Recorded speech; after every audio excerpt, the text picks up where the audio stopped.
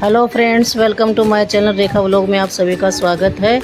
आज के इस व्लॉग में हम आपको बता रहे हैं कि वट सावित्री का व्रत कैसे किया जाता है और कब किया जाता है। तो इसको वट सावित्री का व्रत जो होता है ये वट सत्य अमावस्या को मनाया जाता है और वट सत्य अमावस्या आती है ज्येष्ठ मास की अमावस्या को इसका व्रत किया जाता है और इसमें बड़ की पूजा की जाती है।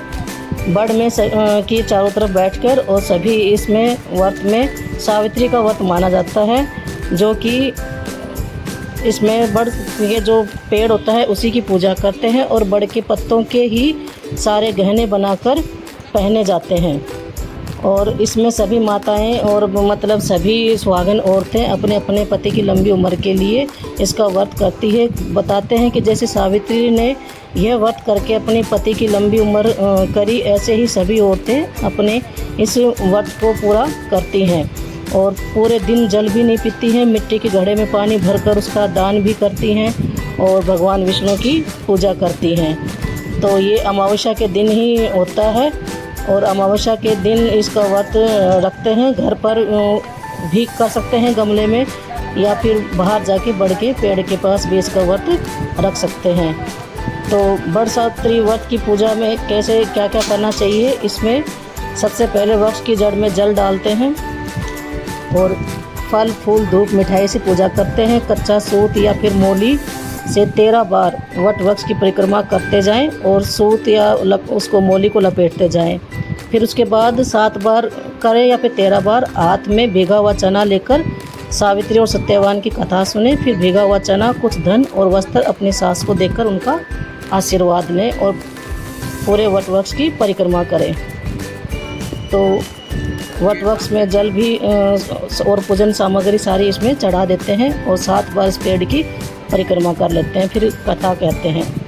तो वट वृक्ष के पेड़ के नीचे बैठ के कहानी हम सुनते हैं सावित्री की। तो इस तरह से सभी सुहागन औरतें पूजा करती हैं और अपने लंबे सुहाग की कामना करती हैं। तो इस तरह से वट सावित्री व्रत अपने पति की दीर्घायु और परिवार की समृद्धि के लिए ये व्रत रखा जाता है और इसको वट सावित्री के नाम से जाना जाता है। तो इसमें बरगद का पेड़ की पूजा की जाती है और इसको वट वृक्ष भी बोलते हैं। सुहागिन औरतें हमेशा बरगद के पेड़ के नीचे बैठ के ही इसे की पूजा करती है अमावस्या के दिन, क्योंकि कहते हैं कि सावित्री ने इस व्रत को रखा था और अपने पति के सारे संकट टाल दिए थे और दाम्पत्य जीवन उसका खुशहाल बन गया था। इसी तरह हर वर्ष ज्येष्ठ मास की अमावस्या तिथि को सावित्री का व्रत किया जाता है, वट सावित्री का व्रत।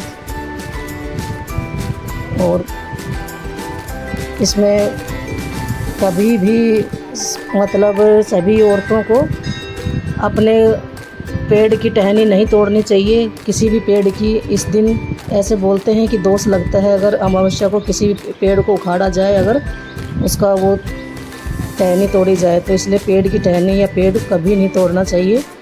बरगद के पेड़ में विष्णु भगवान, शिव और ब्रह्मा तीनों का वास होता है। ऐसे बोलते हैं कि इनकी पूजा करने से सभी को आरोग्य, सुख, समृद्धि और सौभाग्य मिलता है। वट सावित्री व्रत की कथा भी जरूर कहनी चाहिए। पौराणिक कथाओं के अनुसार सावित्री के पति बहुत अल्पायु थे। उसी समय देव ऋषि नारद आए और सावित्री से कहने लगे कि यदि तुम्हारा पति बहुत अल्पायु है, आप कोई दूसरा वर मांग ले। पर सावित्री ने कहा कि मैं एक हिंदू नारी हूँ, पति को एक ही बार चुनती हूँ। इसी समय सत्यवान के सिर पर अत्यधिक पीड़ा होने लगी और सावित्री ने वट वृक्ष के नीचे अपने गोद में पति के सिर पर उसे लेटा लिया और उसी समय सावित्री ने देखा कि अनेक यमदूतों के साथ यमराज आ पहुँचे हैं। सत्यवान के जीव को दक्षिण दिशा की ओर लेकर जा रहे हैं। यह देख सावित्री ने यमराज के पीछे पीछे चल देती है।